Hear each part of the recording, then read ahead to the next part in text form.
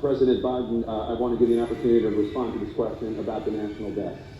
He had the largest national debt of any president in a 4-year period, number one. Number two, that $2 trillion tax cut benefited the very wealthy. What I'm going to do is fix the tax system. For example, we have 1,000 trillionaires in America. Billionaires in America. And what's happening? They're in a situation where they, in fact, pay 8.2% in taxes. If they just paid 24%, 25%, either one of those numbers, they've raised $500 billion, I should say, in a 10-year period. We'd be able to wipe out his debt. We'd be able to help make sure that all those things we need to do, child care, elder care, making sure that we continue to strengthen our healthcare system, making sure that we're able to make every single solitary person eligible for what I've been able to do with the COVID.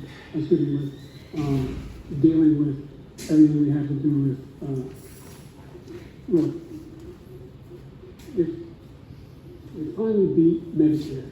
Thank you, President Biden. President Trump?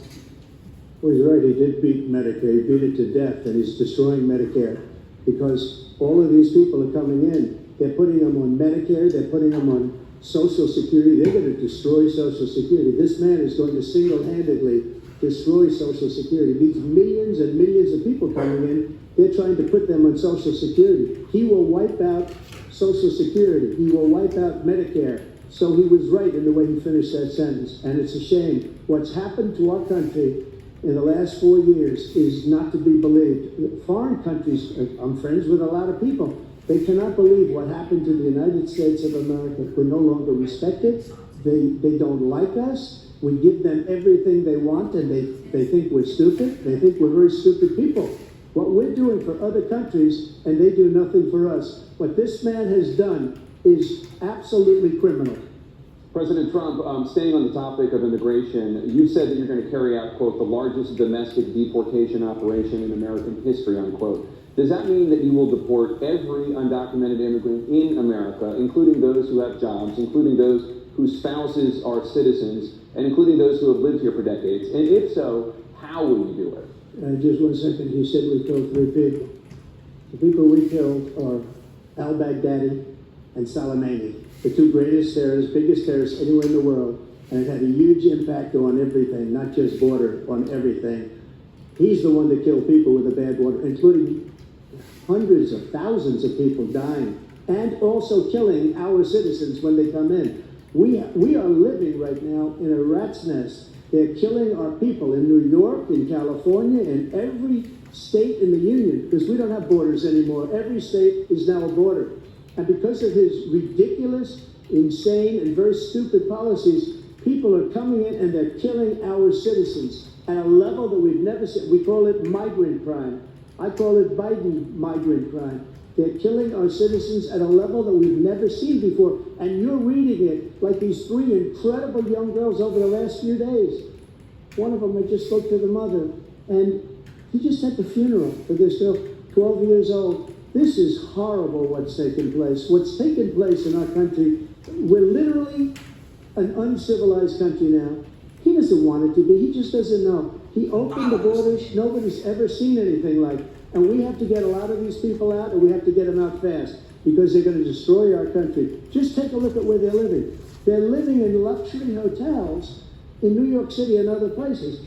Our veterans are on the street. They're dying because he doesn't care about our veterans. He doesn't care. He doesn't like the military at all.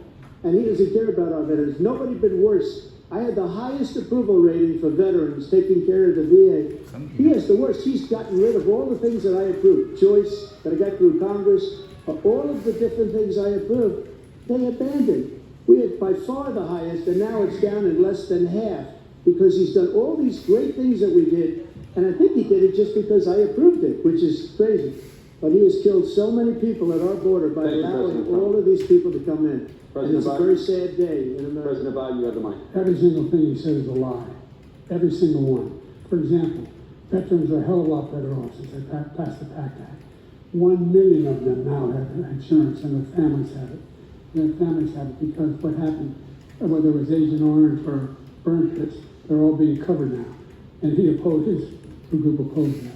Also in a situation where we have great respect for veterans. My son spent a year in Iraq.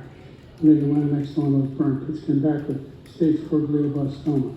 I was recently in France for D-Day, and I spoke all about those heroes that died. I went to the World War II cemetery, World War I cemetery, a few years ago. He was standing with his 4-star general, and he told me, he said, I don't want to go in there because they're a bunch of losers and suckers. My son was not a loser, was not a sucker. You're the sucker. You're the loser. President Trump? First of all, that was a made-up quote, suckers and losers. They made it up. It was in the third-rate magazine that's failing, like many of these magazines. He made that up. He put it in commercials. We've notified him. We had 19 people that said I didn't say it. And think of this. Who would say, I'm at a cemetery or I'm talking about our veterans? Because nobody's taken better care. I'm so glad this came up, and he brought it up. There's nobody that's taken better care of our soldiers than I have. To think that I would, in front of generals and others, say suckers and losers. We have 19 people that said it was never said by me. It was made up by him, just like Russia was made up, just like the 51 intelligence agents are made up, just like the new thing with the 16 economists are talking. It's the same thing. 51 intelligence agents said that the laptop was Russia disinformation. It wasn't. That came from his son, Hunter. It wasn't Russia disinformation. He made up the suckers and losers, so he should apologize to me right now. 4-star General standing aside who was on your staff who said you said it, period. That's number one. And number two, the idea that I have to apologize to you for anything along the line. We've done more for veterans than any president has in American history. And they now are in their family. The only sacred obligation we have as a country is to care for our veterans when they come home and their families and equip them when they go to war. That's what we're doing. That's what the VA is doing now. They're doing more for veterans than ever before in our history. All right, thank you so much. Topic of foreign policy. I want to begin with Russia's war against Ukraine, which is now in its third year. Former President Trump, Russian